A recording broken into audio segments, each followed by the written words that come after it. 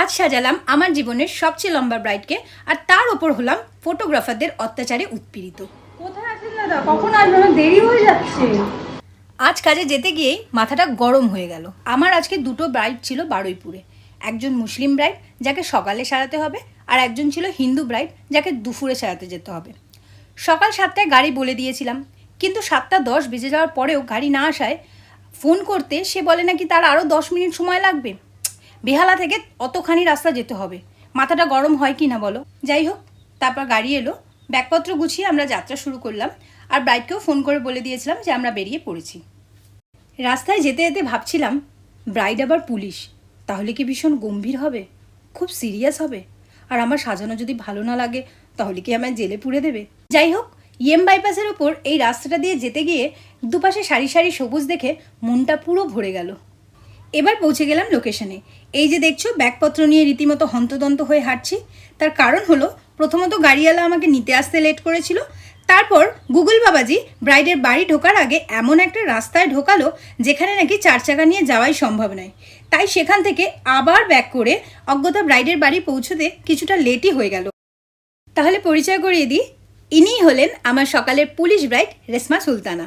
ওর কাছ থেকে এখন জেনে নিই ও কীরকম সাজতে চাইছে।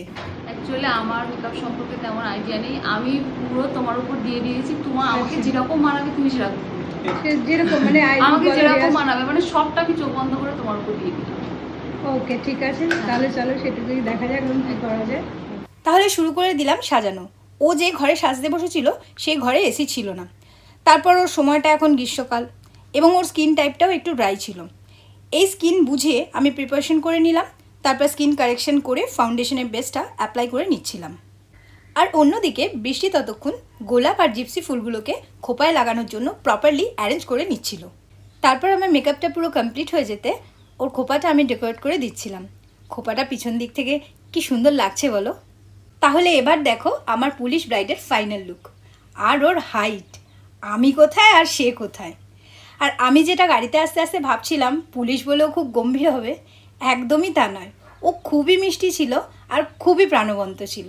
এরপর ওর মা চলে আসে। মেয়ে জিজ্ঞেস করলো কেমন লাগছে আমাকে। মা সামনাসামনি আসলো, ইশারায় বলল খুব সুন্দর। তারপর মেয়ের গালে চুমু দিতে গিয়েই আর চোখের জল ধরে রাখতে পারলেন না, কারণ মা বুঝতে পারছে মাকে ছেড়ে মেয়ে শ্বশুরবাড়ি যাওয়ার সময়টা ক্রমশই এগিয়ে আসছে। তারপর চলে এলেন ফটোগ্রাফার দাদারা। বলল দিদি 5 মিনিট সময় দাও, আমরা একটু ভিডিও তুলে নিই। ব্যাস, এই করতে গিয়েই সময় চলে গেল, ব্রাইডের তাড়াহুড়োও লেগে গেল। আর আমার আর নিজের মতো করে ব্রাইডের কোনো ভিডিওই নেওয়া হলো না। তবে এই ফটোগ্রাফার দাদাদের স্পেশাল লাইট সেটআপে আমার ব্রাইডকে কিন্তু খুব মিষ্টি লাগছিল, তাই না? তাহলে এই ব্লগটা এখানেই শেষ করছি।